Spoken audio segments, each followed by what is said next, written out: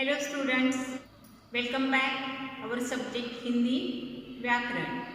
इसके पहले भाग में हमने देखा था काल, क्रिया और काल के प्रकार। काल के प्रकार हमने कौन कौन से देखे थे? वर्तमान काल, भूतकाल और भविष्य काल। उसके साथ साथ हमने अभ्यास किया था वर्तमान काल और उसके प्रकार। वर्तमान काल के प्रकार कौन कौन से देखे हमने? सामान्य वर्तमान काल, अपूर्ण वर्तमान काल और पूर्ण वर्तमान काल। अब हम देखने जा रहे हैं भूतकाल। भूतकाल में 3 प्रकार है: सामान्य भूतकाल, अपूर्ण भूतकाल और पूर्ण भूतकाल। पहला प्रकार देखते हैं हम सामान्य भूतकाल। सामान्य भूतकाल की परिभाषा है क्रिया का जो रूप उसके बीते हुए समय में होना सूचित करता है उसे सामान्य भूतकाल कहते हैं। क्रिया का जो रूप उसका बीते हुए समय में होना सूचित करता है उसे सामान्य भूतकाल कहते हैं। जैसे सामान्य भूतकाल के कुछ उदाहरण हम देखते हैं। गेंद पानी में गिर गई, बच्चे शोर मचाने लगे। सामान्य भूतकाल के कुछ उदाहरण देखते हैं हम। गेंद पानी में गिर गई, बच्चे शोर मचाने लगे। शिक्षक ने पाठ पढ़ाया। अब इन वाक्यों में देखो, इन वाक्यों में जो क्रियाएं है वह बीते हुए समय की सूचना देती है। बीते हुए समय की सूचना देती है। यह जो क्रियाएं कौन सी? अभी गेंद पानी में गिर गई, शिक्षक ने पाठ पढ़ाया, यानी यह क्रिया हो चुकी है। यह क्रियाएं हो चुकी है, इसलिए यह क्या है? सामान्य भूतकाल। यह वाक्य हमें बीते हुए समय की सूचना दे रहे हैं, इसलिए यह क्या है? सामान्य भूतकाल। तो चलो देखते हैं अब अपूर्ण भूतकाल। तो अपूर्ण भूतकाल की परिभाषा हम देखेंगे। अपूर्ण भूतकाल हम किसे कहते हैं? क्रिया के जिस रूप से यह सूचित होता है कि वह क्रिया भूतकाल में शुरू हुई थी परंतु पूरी नहीं हुई।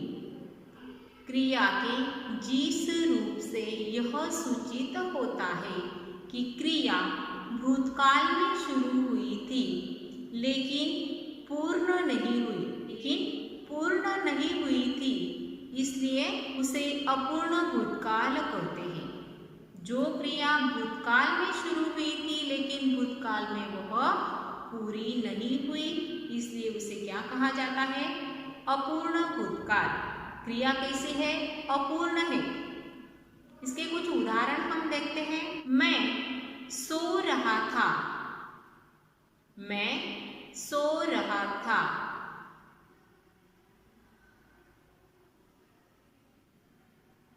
राम पत्र लिख रहा था, राम पत्र लिख रहा था। गाड़ी दिल्ली जा रही थी, गाड़ी दिल्ली जा रही थी। देखो इन वाक्यों में कर रहे हैं कि क्रिया भूतकाल में शुरू हुई, क्रिया भूतकाल में शुरू हुई थी लेकिन वह भूतकाल में पूरी नहीं हुई, इसलिए यह वाक्य कौन से है? अपूर्ण भूतकाल। इन वाक्यों में आप देख रहे हो कि अपूर्ण भूतकाल की क्रियाओं के साथ अतः, रहा था, रही थी, रहे थे। इन शब्दों का प्रयोग हुआ है। इन वाक्यों में आप अगर देख रहे हो तो मूल क्रियाओं के साथ रहा था, रही थी, रहे थे,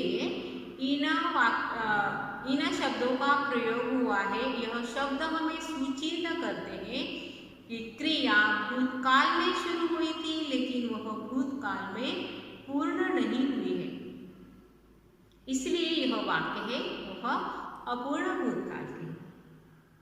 तो चलो हम आगे देखते हैं पूर्ण भूतकाल।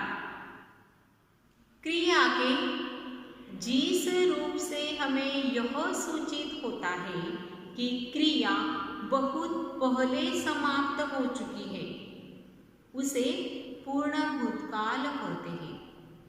क्रिया के जिस रूप से यह सूचित होता है कि क्रिया बहुत पहले समाप्त हो चुकी थी या फिर हो चुकी है,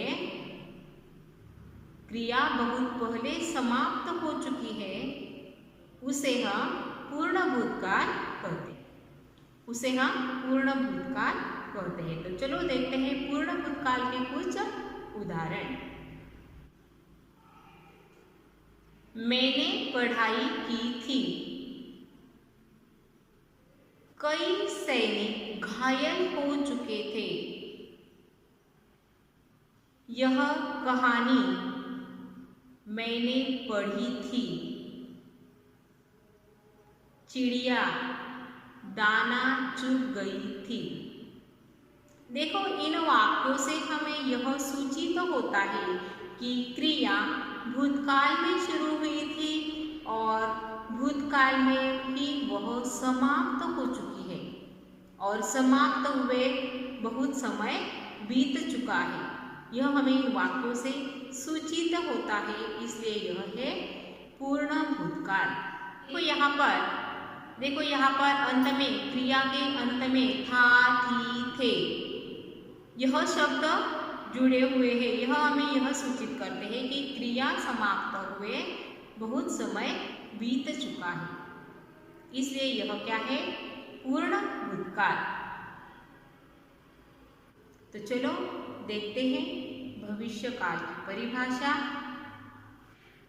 क्रिया का जो रूप आने वाले समय में उसका होना सूचित करता है, उसे भविष्यकाल कहते हैं।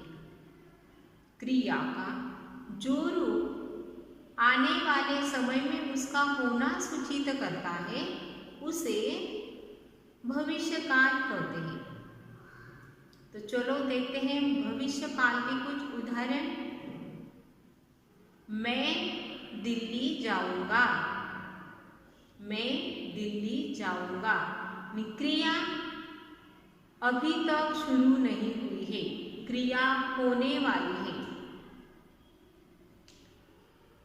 हम पढ़ाई करेंगे।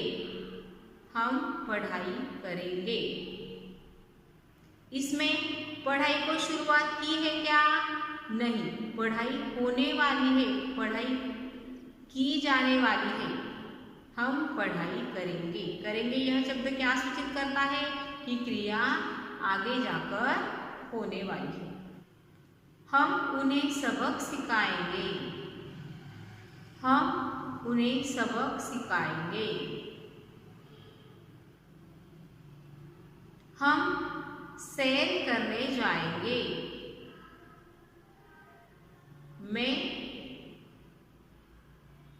मैं कहानी पढ़ूंगा। यानी क्या, यह वाक्य में क्या सूचित करते हैं कि क्रिया ना ही भूतकाल में शुरू हुई थी और ना ही वर्तमान में शुरू हुई है, क्रिया भविष्य में होने वाली है। क्रिया भविष्य में होने वाली है, इसलिए यह भविष्यकाल के उदाहरण है। तो इस तरह से हमने क्रिया के काल और उनके प्रकार का अभ्यास किया है।